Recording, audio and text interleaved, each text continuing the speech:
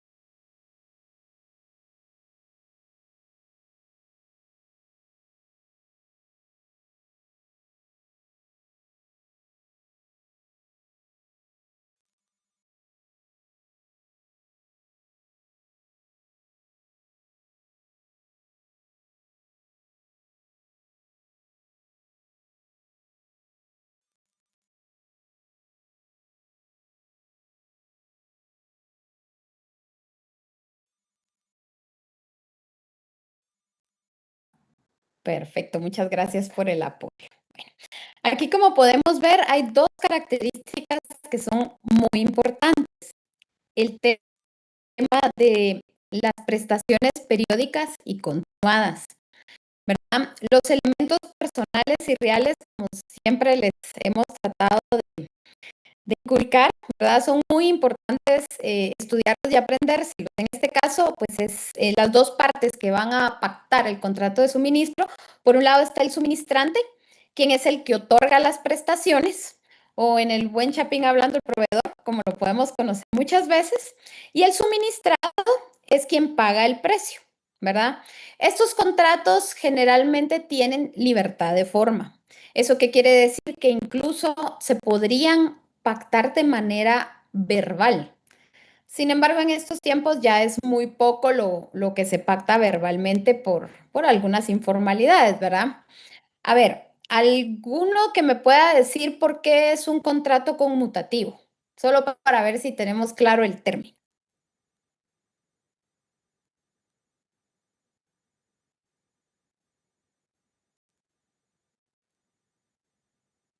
Porque me imagino que, bueno, voy a asumir que el tema de la bilateralidad, lo principal, traslativo de dominio, consensual, oneroso, típico y de tracto sucesivo, si lo tenemos claro o alguno tiene alguna duda de estos términos,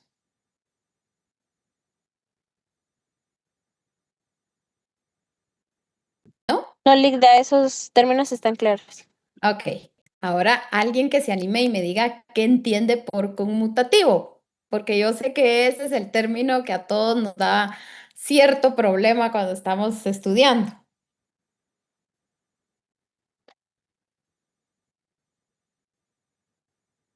¿no? Ok, les voy a decir la definición si lo quieren apuntar, ¿verdad?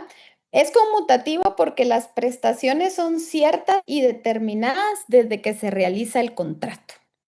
Entonces, cuando nos vemos que un contrato es mutativo, es que se sabe, por decirlo así, de qué es el contrato y qué se espera de lo pactado. En este caso, pues vamos a esperar el suministro de un bien o servicio.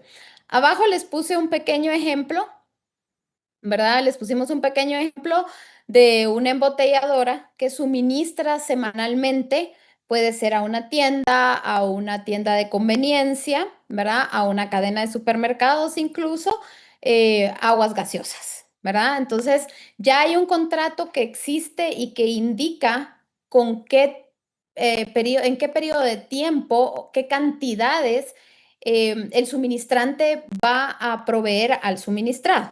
¿Verdad? ¿Hasta ahí vamos todos claros? ¿Alguien que tenga algún comentario, algún ejemplo de la práctica o que trabaje directamente en esto? Y que nos pueda compartir, de hecho, cómo celebra los contratos de suministro. Sí, Linda, todo claro. Por ¿Sí? ejemplo, Ujú. perdón que estoy en tráfico, pero por Muy ejemplo, pena. donde yo trabajo, manejamos un convenio, un forecast, le llamamos, de 6 meses, donde nosotros nos comprometemos a mantenerles el stock a la empresa para esos 6 meses y ellos están comprometidos a comprarnos ese stock de producto durante esos 6 meses, que es el contrato pactado, ¿verdad? Donde ellos incumplen, pues lo tienen que consumir el próximo mes, pero sí. Sí, es como lo relaciono yo el término conmutativo, ¿verdad? Ese era Exactamente. Ah, qué bueno. ¿Y en qué producto manejan? Si se puede saber, por supuesto. sí, repuestos de línea blanca. Por ejemplo, Distelsa, sus centros de servicio se les arruinan sus Ajá. productos o los clientes llevan a reparar sus productos y nosotros tenemos que suministrarles las piezas que más se arruinan de los productos. Por ejemplo, un switch de lavadora, un compresor de refrigeradora, los filtros y todo eso. Entonces son productos que siempre se están arruinando en las casas. Entonces son productos que nos consumen mensualmente a alta rotación y nosotros tenemos el contrato de mantenerles por 6 meses cierta cantidad y ellos están obligados a consumirnos esa cantidad que nos pactaron, por ejemplo. Ah, miren qué interesante. Qué Sí, interesante. conforme el forecast que ellos nos manden semestral o trimestralmente. Ah, ok. Y cómo pactan este contrato? ¿Lo hacen por medio de un documento formal o qué Un llenan, digamos? documento formal bueno, básicamente es por escrito, pero vía correo electrónico. Ah, ok, ahí vemos la libertad de forma, o sea, no es un documento que sea, bueno, sí es un contrato porque hay un acuerdo de voluntades, pero no es como uno se lo imagina, que en la ciudad de Guatemala convenimos las partes, por un lado fulano, por el otro lado mengano, no es así, Bueno, de es hecho sí hay un algo, formato, pero se ajá, firma electrónicamente y se adjunta en el correo electrónico. un Ya no es a formato tipo papel. formulario. Exacto, tipo formulario. Ah, ese es otro contrato que vamos a ver más adelante. Pero Muy justamente bien. lo que la compañera indica es justamente un contrato de suministros, ¿verdad? El suministrante se está comprometiendo u obligando, por decirlo así, a suministrar en el caso de la compañera, pues los repuestos que más recurrentemente fallan en el caso de las lavadoras, por ejemplo, ¿verdad? Y tienen que tener, imagínense el nivel de compromiso que tiene el suministrante porque tiene que tener un stock en bodega para poder suplir las necesidades del suministrado, ¿verdad? Y más o menos debe de haber algún tipo de estudio, de estadística que diga cuántos es el promedio de lo que van a necesitar de repuestos en ese periodo de tiempo, porque si no el suministrado pues tampoco se podría obligar con el suministrante a un contrato de 6 meses, aunque es un periodo corto de tiempo, pero todo implica detrás una ganancia o un tema oneroso, ¿verdad? Pero sí, ese es justamente el contrato de suministro. ¿Alguien tiene una duda hasta lo que llevamos por acá? Con el caso que traemos lo vamos a Eh, tratar de yo entender. sí, Ligda, porque a mí me causa duda, por ejemplo, en el caso del contrato este que la compañera nos está mencionando, Ujú. ¿de qué forma? Supongamos que yo como comprador tengo que tener una garantía de que me van a cumplir, ¿verdad? Pero si no existe o sea, no sé qué tan seguro sea una firma electrónica como para poder decir sí, me va a cumplir.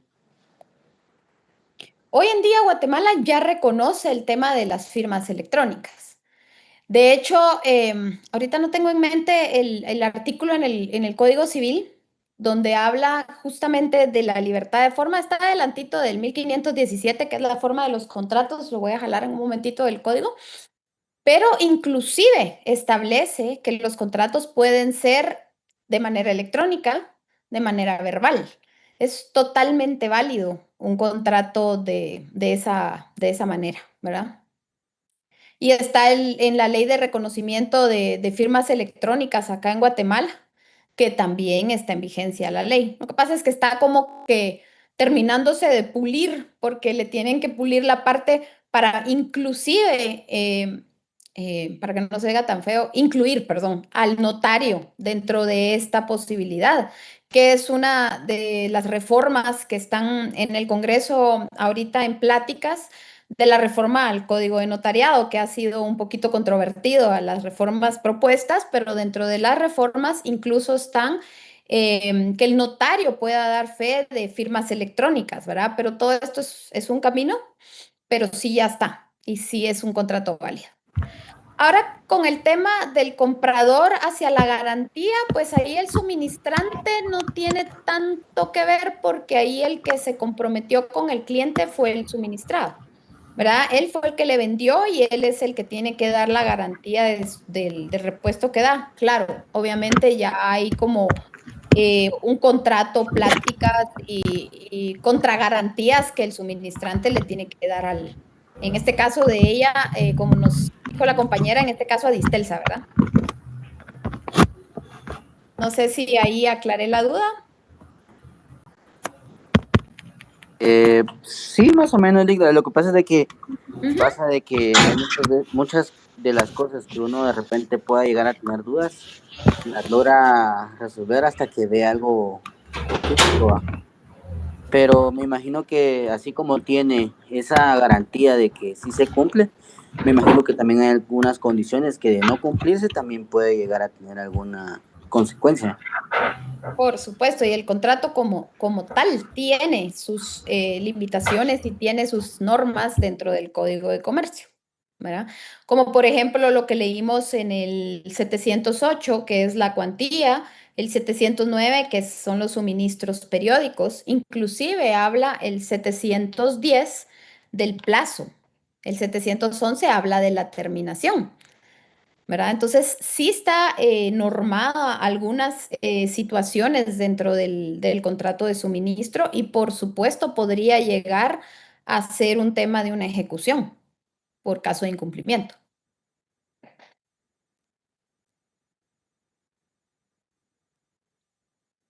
¿Alguien más que tenga alguna otra duda o pasamos ya al siguiente contrato? Porque como les digo, este es chiquito.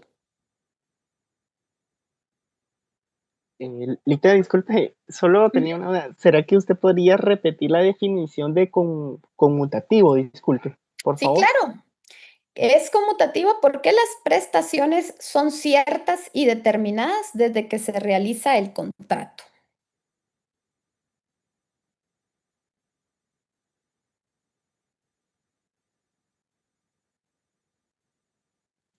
Gracias. Con todo gusto. Bueno, me voy para la siguiente diapositiva. Si alguien tiene alguna duda, como no puedo verlos a todos, hablen con toda la libertad. Buenas noches, licenciada. Solo una consulta. Entonces, sí, para regresar a la diapositiva anterior de contrato de suministro. Todavía estoy en el contrato de suministro, pero sí, aquí está. A ver. Ya. Tengo entendido que en estos contratos de suministro, según hay por un bien o servicio, ¿verdad? Exactamente. Bueno, entonces, tal vez nos podría ejemplificar. En este caso, nosotros como futuros abogados, ¿cómo sería la redacción y para un contrato en este caso, para una defensa, para un tema laboral o algo, ya que se nos menciona mucho esa parte, pero a veces dice, mire, a la primera audiencia es tanto, si es en etapa de juicio es tanto, o si es tema laboral, en conforme a estos avances es tanto, y si no, pasa a lo siguiente, pero solo no se lo menciona, pero no hay, tenemos nada como ejemplo, como para guía o cómo sería esa parte ahí. Gracias. Ok.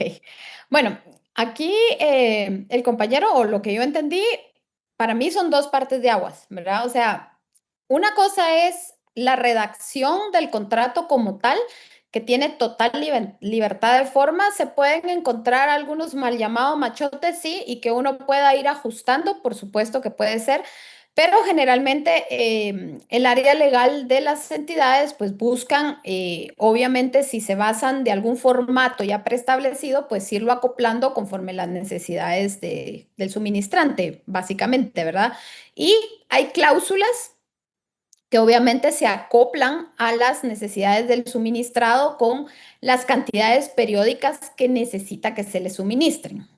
Esa es una parte. La segunda, como nosotros como abogados, para ya hacer valer o cumplir ya a nivel de los tribunales un incumplimiento de una obligación, pues sí hay varios mecanismos, digamos, con lo que el compañero mencionaba que va por etapas, se cobra mucho así en el área penal, ¿verdad? Porque el tema penal es un poquito extenso, pero se va rápido versus que un tema civil o mercantil.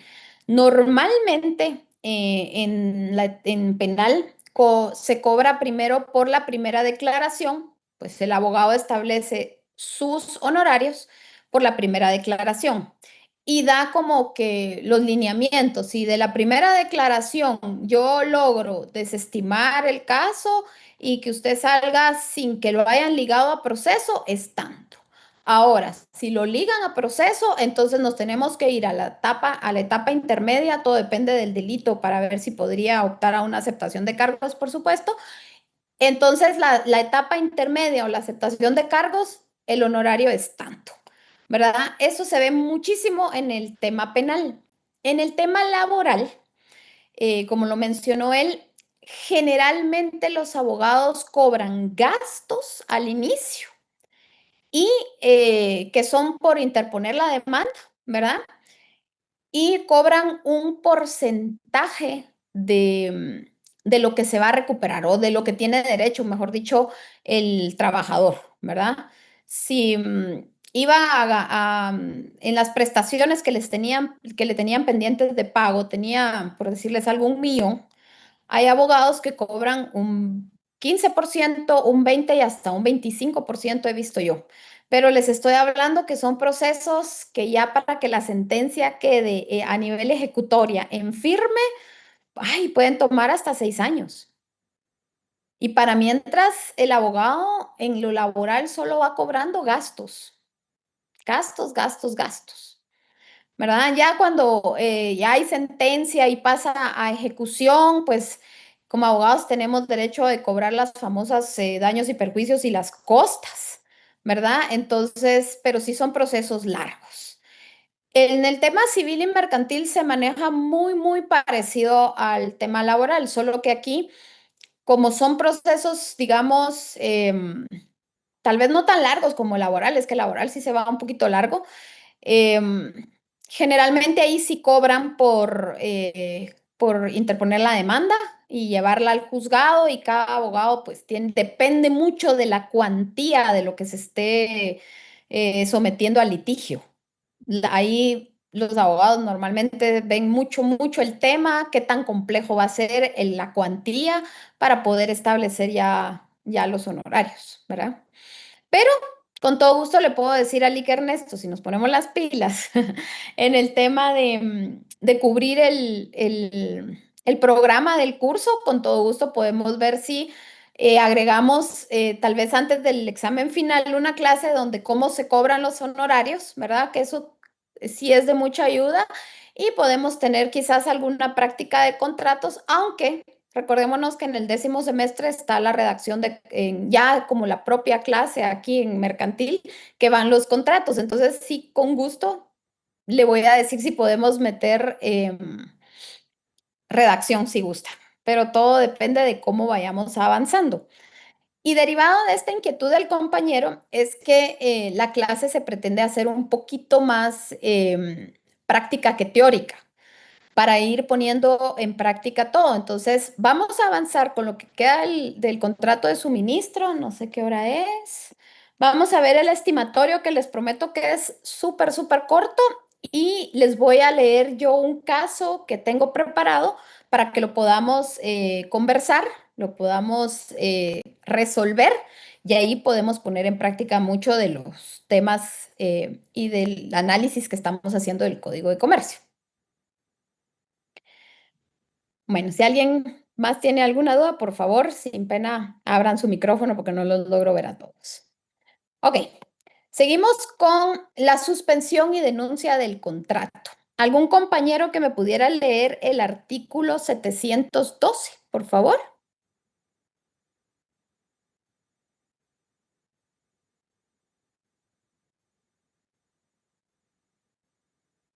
Artículo 712, suspensión y denuncia. Si la parte que tiene derecho al suministro no cumpliere alguna de sus obligaciones, el suministrante no podrá suspender la ejecución del contrato sin darle aviso con prudente anticipación. Si no se hubiera establecido la duración del suministro, cada una de las partes podrá denunciar el contrato dando aviso con anticipación pactada o, en su defecto, con una anticipación de 90 días. Ok, yo les sugiero que subrayen ese plazo. Bueno, en mi código yo los tengo con naranja, pero sí les sugiero que subrayen el plazo que es de 90 días, lo que establece el Código de Comercio. Bueno, vamos a cambiar un poquito la dinámica de la clase y les voy a leer el caso ya del contrato de suministro y después pasamos al estimatorio. Espero que nos dé tiempo, pero creo que sí nos ayuda.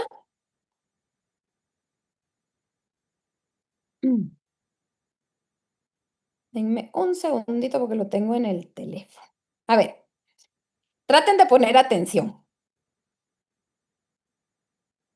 Vamos, una cadena de restaurantes firma en 2024 un contrato de suministro con una distribuidora de bebidas. El contrato establece que la distribuidora entregará semanalmente las bebidas necesarias para el restaurante sin especificar una cantidad exacta. Solo dice, según las necesidades del negocio. En ese momento, la cadena tenía 2 sucursales. La cadena del restaurante, ¿verdad? 2 años después, en el 2026, la cadena ha crecido a 8 sucursales y le exige a la distribuidora que le entregue 4 veces más volumen cada semana, invocando que el contrato dice según las necesidades del negocio. Y hoy sus necesidades son mucho mayores. La distribuidora se niega alegando a que solo está obligada a surtir el volumen que correspondía a las 2 sucursales originales. La cadena de restaurantes molesta, quiere terminar el contrato de inmediato y contratar a otro proveedor. A ver, ese es el caso. ¿Lo pudieron escuchar todos? ¿Lo entendieron todos? Sí, licenciada. A ver, ¿qué opinan? Sí. Cuando el contrato no fija una cantidad exacta, ¿cómo se determina según la ley esa cantidad? Y si se pueden fundamentar, mucho que mejor. Sería ese párrafo, Lick, de el segundo del 712, no, donde dice si no se hubiera establecido la duración del suministro, cada una de las partes podrá denunciar el contrato dando aviso con anticipación pactada o, en su defecto, con una anticipación de 90 días. No, No. eso sí es para el plazo, pero la pregunta es cuando el contrato no fija una cantidad exacta del suministro, en este caso eran bebidas, ¿verdad? ¿Cómo determina la ley esa cantidad? Buenas tardes, licenciada. Perdón. Compañero, Creo hable, que por favor. habló Boris primero y después voy con Marco. Pues yo pienso de que si no está establecido en el contrato una cantidad determinada, en apariencia podría ser de que él debería de cumplir con lo establecido, ¿va? De suministrar, porque una empresa entre más vende, pues es mejor, ¿va? Pero en este caso, si la empresa no tiene la cantidad deseada, 20, sí, no tengo sencillo. Marco tiene abierto su micrófono, creo yo. Pues sí. Yo pienso que eso debería de ser, pero no sé. Ok, vamos a ver qué dice Marco. Perdón, licenciada, No tenga es pena. que ando en moto, pero ahí se debe cumplir lo establecido por el contrato, porque no se voy a repetir lo que dije, no se estableció desde un principio la cantidad y según vaya teniendo las necesidades del contratante, va creciendo y va teniendo sus necesidades, porque de 2 pasó creo que a 8, ¿no? Y Sí, el contrato correcto. decía según las necesidades del contratante. Entonces, eso es un efecto multiplicador en el cual el proveedor, digámoslo de alguna forma, vamos a hablarlo coloquial, pollo campero, para una que se llaman jarabes, los PODMIC, poder tener el consumo que necesita, sube. Al final debe de cumplir lo establecido en el contrato. O sea, sí debe cumplir el proveedor al respecto de lo que está firmando. No se establece una cantidad. Ok, o sea, el suministrante está obligado a cumplirle con las 8 sucursales. Así es, está obligado porque ahí no hay una cantidad, va creciendo y esa cantidad debe de estarla supliendo porque desde un principio a palabra le dice el que quiere suministrar a sus clientes en la venta de comida, mire, voy a crecer y usted tiene que estar preparado para cubrirme mis necesidades. Ok. ¿Alguien que tenga una opinión contraria? Solo los escucho. Voy a quitar un poquito la cámara porque voy a encender la luz porque ya no miro. Licenciada, alguien escribió el artículo 708 del Código de Comercio y hay algo específico que llama la atención aquí. Que dice, bueno, lo voy a leer. Si no se Sí, hubiera correcto. determinado la cuantía de las prestaciones, se entenderá convenida a la que corresponda a las necesidades normales de la parte que recibe en la época de la celebración del contrato. Entonces, atendiéndonos a esta parte, quiere decir que si en un inicio tenía 2 sucursales, a estas 2 sucursales de las que él le debe suministrar. Ya él si duplicó la cantidad, esas son otras condiciones. Eso yo creo que te debería decir porque cuando firmaron en la época de la celebración del contrato. Esa es mi opinión. Así es. Y justamente ese es el fundamento legal del por qué el suministrante no tendría la obligación de suplirle para las ocho establecimientos que tiene ahora la cadena de restaurantes, ¿verdad? Ahora, si pensamos como abogados, si ustedes fueran los abogados del suministrado, ¿qué harían?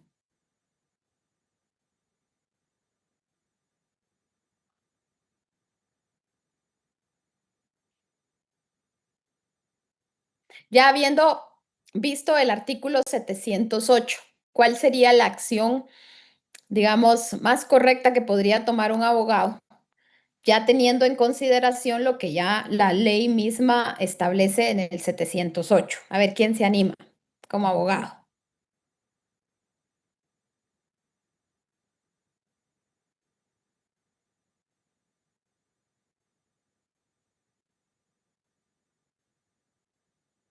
¿No? O bien se los pongo desde otro punto de vista. ¿Podría la cadena de restaurantes dar por terminado el contrato y decirle, mire, lo siento, ya no quiero trabajar con usted y me voy a buscar a otro suministrante? ¿Podría hacerlo?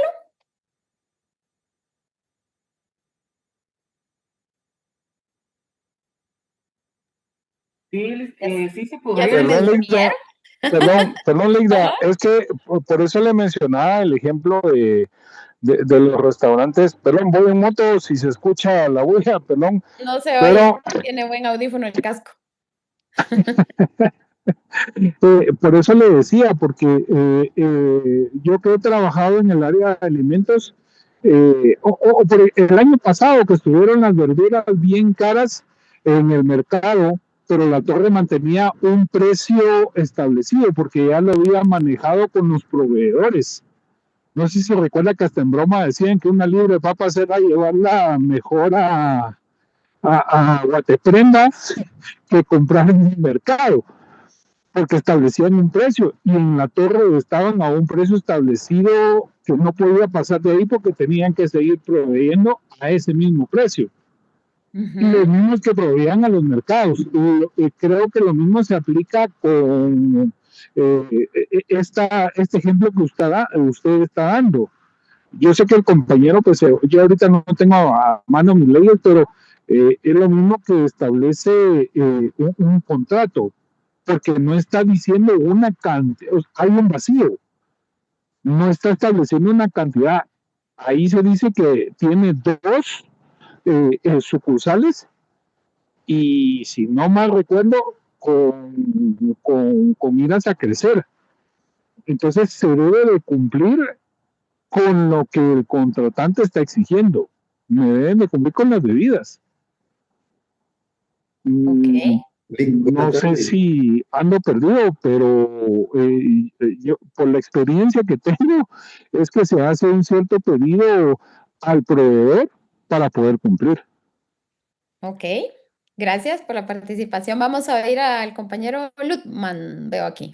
En este caso, aquí en el artículo 708 dice que si que corresponderá fijar una cuantía. Supongo yo que se refiere a que en este caso, como no se fijó anteriormente, se debe fijar, pero en el artículo 711, si nos vamos a que habla de la terminación, entonces aquí sí ya viene a aclararnos pues esa controversia, ¿verdad? Que nos dice eh, si el incumplimiento de una de las prestaciones aisladas, que en este caso me imagino que ya es cuando hablamos de aislados, cuando hablamos de que ya es a futuro, de que es algo que no se contempló en el momento, tiene tal importancia que haga presumir que las prestaciones futuras no se ejecutarán oportunamente, y aquí es donde ya nos aclara la duda que estamos tratando de resolver, podrá darse por terminado el contrato. En este caso, el cliente pues está pidiendo que el proveedor pueda suministrar más tiendas y el proveedor está diciendo de que él en este caso eso no se pactó, ¿verdad? Entonces aquí, primero el artículo dice, nos corresponde fijar una cuantía. Y en este caso, el 711 nos viene a aclarar de que si el proveedor definitivamente no puede ejecutar oportunamente pues las prestaciones que está solicitando, se puede dar por finalizado el contrato. No sé si Ok, estamos bien ahí con ok, la opinión. interesante. ¿Alguien más que tenga otra opinión?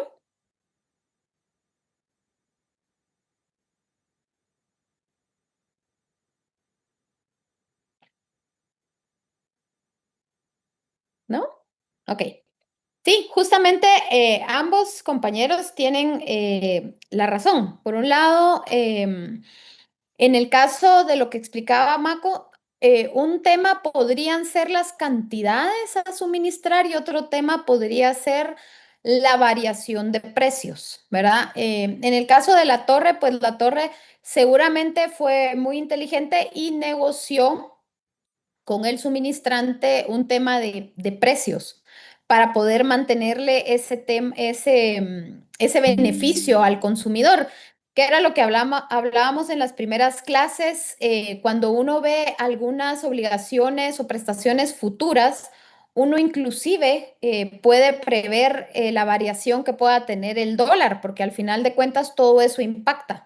Entonces, seguramente se pactó un precio que en algunas temporadas puede que la torre salga ganando, como fue el caso del año pasado que el compañero comentó que las verduras estaban muy caras, y en otras temporadas puede que no le sea tan favorable porque los precios bajan, pero sin embargo hay un contrato que establece, digamos, el beneficio más grande hacia el consumidor, que es que la cadena de supermercados, en este caso la torre, tuvo la capacidad de mantener ciertos niveles de precios, ¿verdad? Y otro tema es el tema del suministro o del abastecimiento, ¿verdad? Como bien vimos en el artículo 708 se establece la cuantía.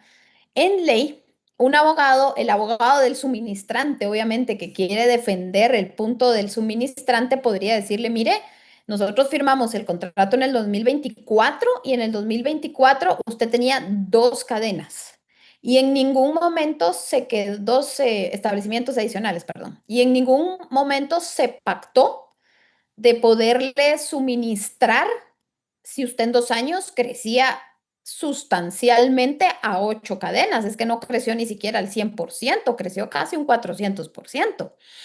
Entonces, eso podría alegarle la parte, los que defienden al lado del suministrante. Por otro lado, el suministrado le podría decir, mire, justo lo que dijo Lutman.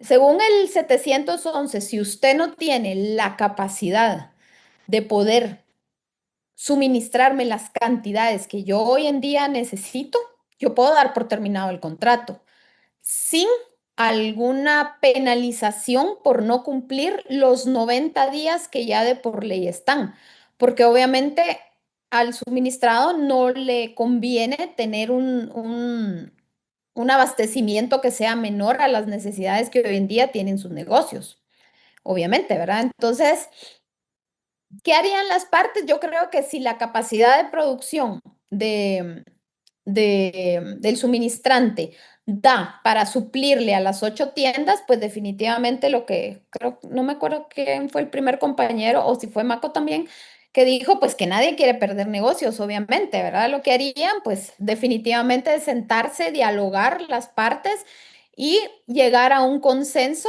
y redefinir los términos del contrato de suministro, ¿verdad? Donde se puedan prever ya esas situaciones y que puede ser que por la falta de experiencia no hayan previsto en el 2024, ¿verdad? No sé si alguien tiene alguna duda de la resolución del contrato o creo que sí todavía nos va a dar tiempo de avanzar al otro contrato. Lo que no creo es que podamos ver el siguiente caso, pero no sé si alguien tiene alguna duda o les quedó. Sí les quedó claro el ejemplo, porque miren, ejemplos así más o menos son los que puede poner el licenciado en el parcial, que por cierto, según eh, el calendario de la universidad, los parciales inician la otra semana. No hay nada confirmado al 100%, pero en teoría inician el 17 de agosto. Todavía hay que esperar el calendario oficial para saber cuándo nos puede tocar a nosotros el parcial, pero inician la otra semana. Entonces hay que ponerle bastante atención a leer el código y a poderse fundamentar porque el licenciado principalmente puede que haga una parte teórica y la otra práctica que serían más o menos casos así, para que ustedes los resuelvan fundamentados, por supuesto, en el código de comercio, ¿verdad? Ahora les hago una última pregunta. Si en el caso del suministrante, a ver, ¿qué harían ustedes? No cumpliera con lo que el restaurante pide, ¿qué podría hacer adicional a solo la terminación por las buenas el suministrado?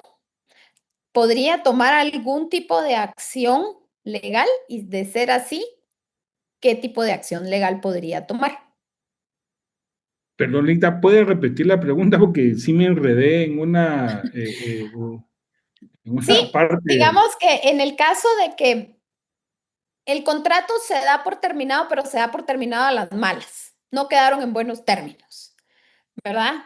Y hay prestaciones que el proveedor, le vamos a llamar proveedor, pero es suministrante, no le cumplió al restaurante.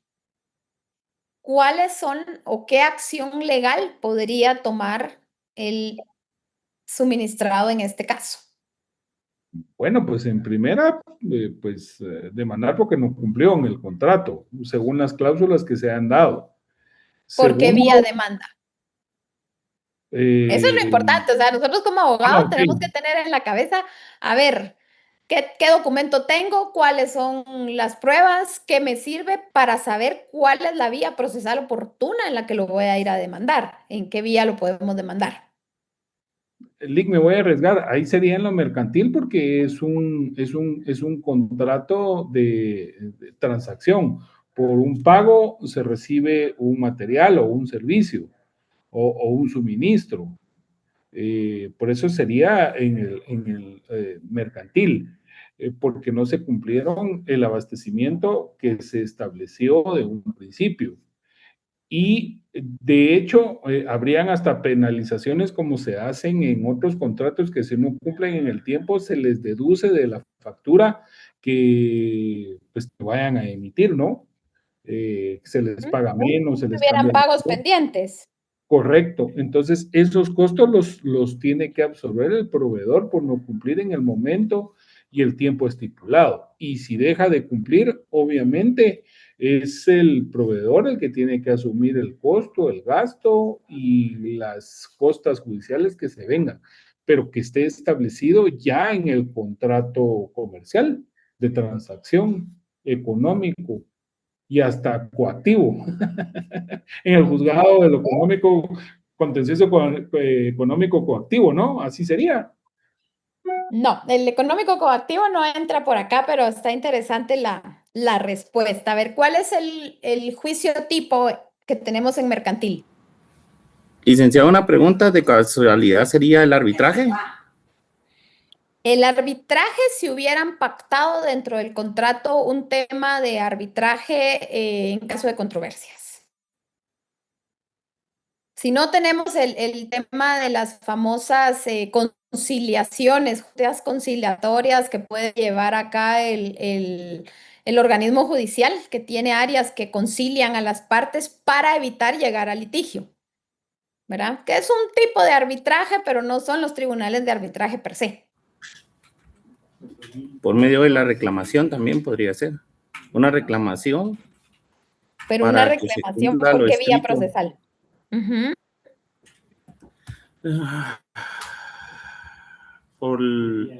Yo tal vez me tiraría por lo civil, licenciada. Ajá, ¿y por qué nos pasamos a lo civil?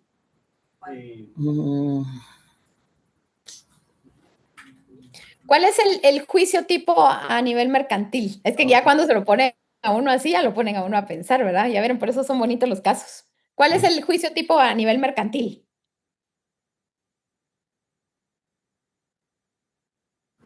El juicio sumario, licenciado. El juicio sumario, correcto.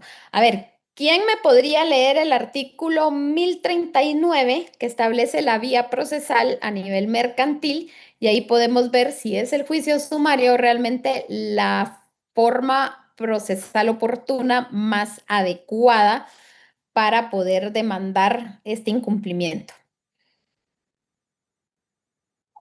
¿Quién me lee el 1039?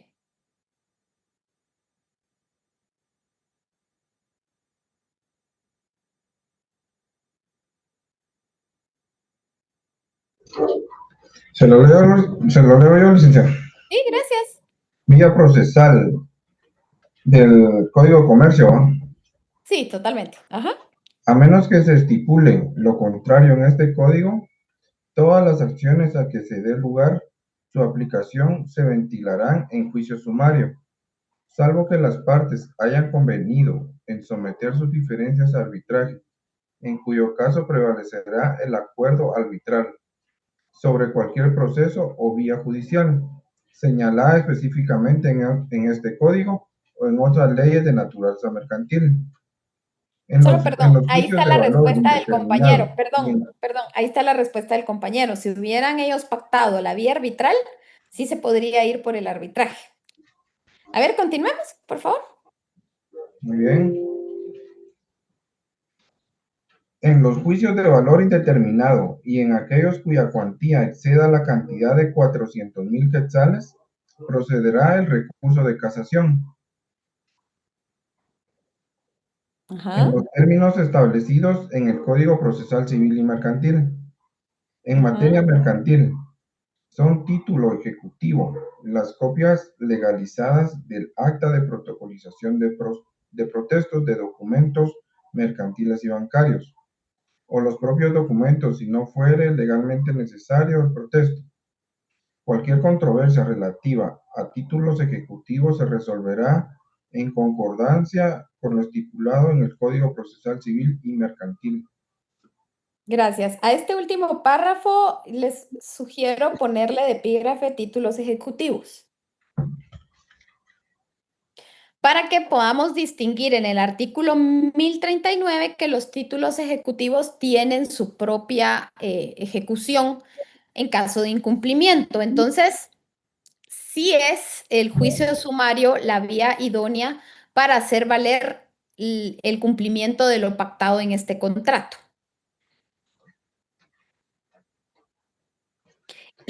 si quieren, al último párrafo donde pusieron título ejecutivo, le pueden concatenar el artículo 327 del Código Procesal Civil y Mercantil.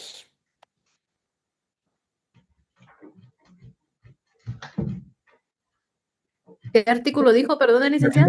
327 del Código Procesal Civil y Mercantil, que ahí habla ya directamente de la vía ejecutiva. De la ejecución, mejor dicho. Ujú.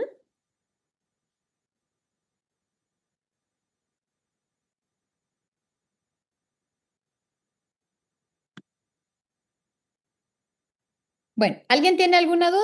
Si no, los pocos minutos que nos quedan, voy a avanzar al siguiente contrato y en la próxima clase vamos a ver otro caso con el contrato estimatorio para poner en práctica y podemos poner en práctica también lo que hemos ido aprendiendo sobre las generalidades del derecho mercantil, así como el contrato de compra-venta, cuando ya nos ponen casos donde hay que analizar varias situaciones al mismo tiempo.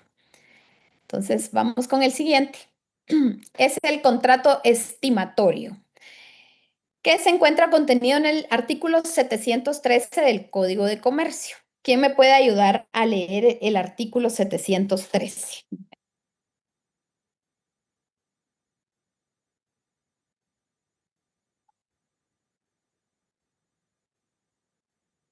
¿Alguien que me lea el 713, por favor? Artículo 713. Contrato estimatorio. El contrato estimatorio por el cual una parte entrega a la otra una o varias cosas muebles para que le pague un precio o bien le devuelva las cosas dentro de un plazo, se regirá por las siguientes reglas.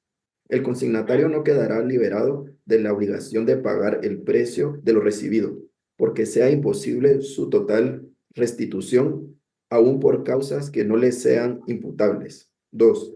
El consignatario podrá disponer válidamente de las cosas, pero no éstas podrán ser embargadas por los acreedores de aquel mientras no haya sido pagado el precio. 3. El consignante pierde su derecho de disposición sobre las cosas, en tanto que no le sean restituidas. Muchas gracias. A ver, en la vida diaria de nosotros, ¿cómo le podemos llamar a este contrato? Porque sí tiene un nombre que estoy segura que todos conocemos. Que por supuesto no es el correcto, pero es el que usualmente podemos o utilizamos. A ver, alguien que viendo la definición, leyendo la definición, me pudiera decir cómo se puede llamar este contrato en el lenguaje normal diario.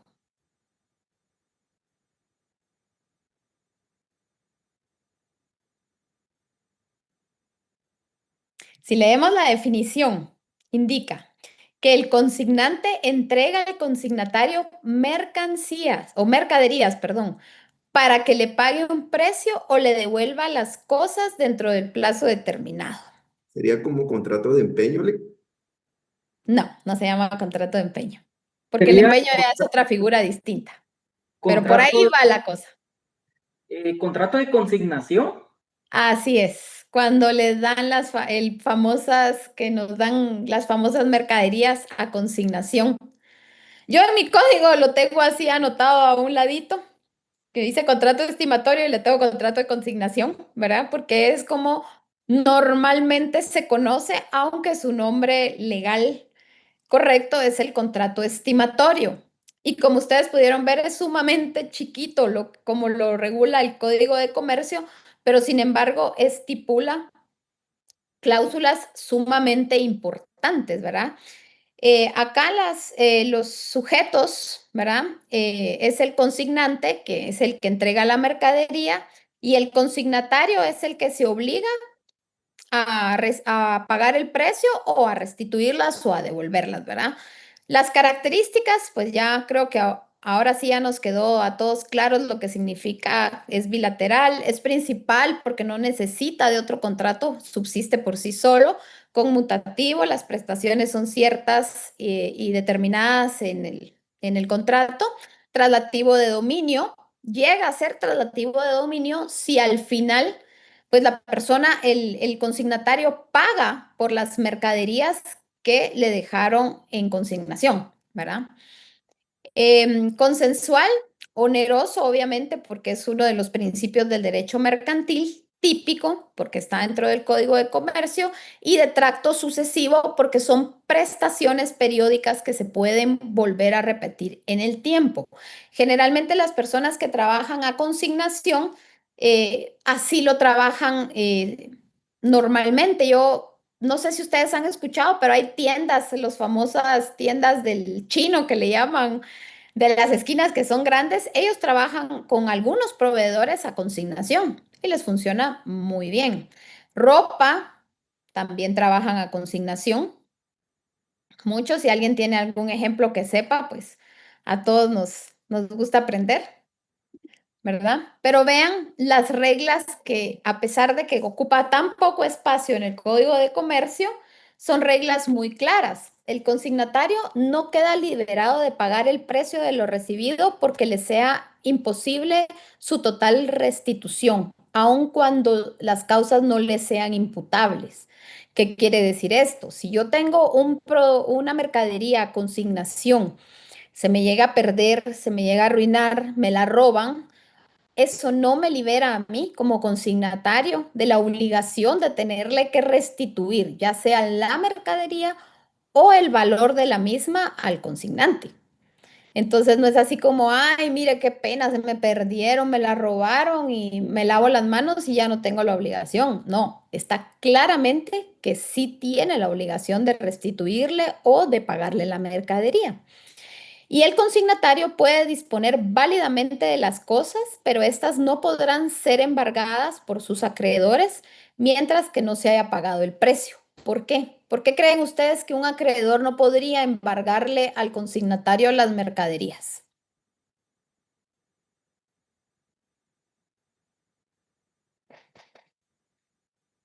¿Qué se les ocurre? ¿Por qué no podrían ser embargadas? Porque no forman parte de su patrimonio.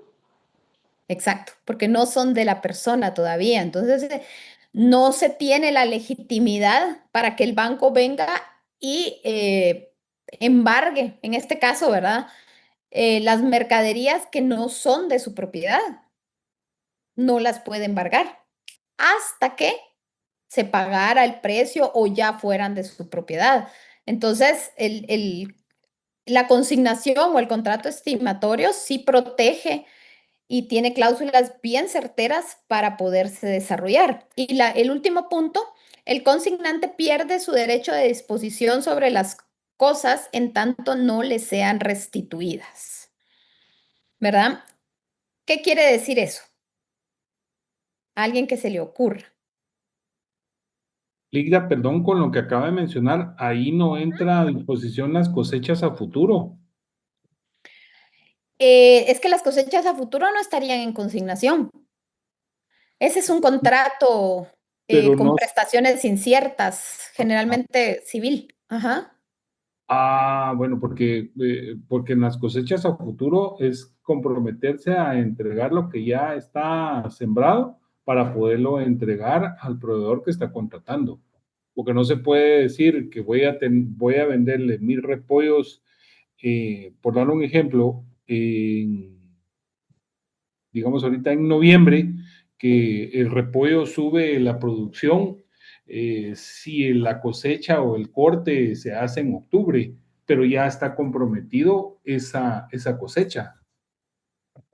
Sí, correcto, pero ahí ya son prestaciones futuras, pero no están en consignación porque el consignatario no tiene los repollos como tal. En Por cambio, eso. en el contrato de consignación sí tendría la mercadería en su poder. Pero en este punto, digamos, tal vez yo me perdí con la pregunta, pero aquí el consignante pierde su derecho de disposición sobre las cosas que tanto no le sean restituidas. Porque en el caso que yo les puse, que digamos yo soy el consignatario, a mí me dieron ropa en consignación y se me perdió, ¿verdad? El consignante no tiene derecho, o sea, pierde su derecho en ese momento sobre la mercadería. ¿Por qué? Porque yo no se la he podido restituir. Le tengo que o dar mercadería o pagársela. Bueno, en ese caso sí, pero Exacto. Este es el contrato a consignación. En el caso de los repollos, yo sí lo veo más como una prestación futura. Sí, sería como cuando se vende el café, que el café siempre se vende futuro, pero en este caso, cuando Exacto. se está haciendo la mercadería que se está dando a consignación, ahí sí, sí o sí tiene que cumplir. Lo haya vendido o no lo haya vendido, tiene que pagarlo, por eso se llama Así es. consignación. Así es. Y está Así es. pidiendo una cantidad porque el cliente está viendo su posibilidad de que va a vender por lo menos el 90% del producto que le den, que el 10% le va a quedar como remanente, pero le va a salir del mismo costo, viéndolo comercialmente. Ujú. Pero eso sería como en el caso de que Starbucks recibiera de algún beneficio de café 50 libras de café a consignación porque es un café premium, que por la época del año es un café de altura y su tueste es de los mejores y es un, ¿verdad? Sí, es Entonces, artesanal. si lo vende Starbucks los 50, ¿verdad? Le paga los 50 al consignante. Es lo que Si hace no Walmart. vende los 50, exactamente. Walmart se abastece casi siempre en la primera ronda si uno quiere entrar a Walmart por consignación. Correcto, es como Así lo es. hacen ellos, sí, y ahora lo está haciendo La Torre, el ejemplo que le mencioné con anterioridad, que establece Mire. un precio tope Ujú. y ya ellos van pagando según las facturas que les van llegando con ese consumo.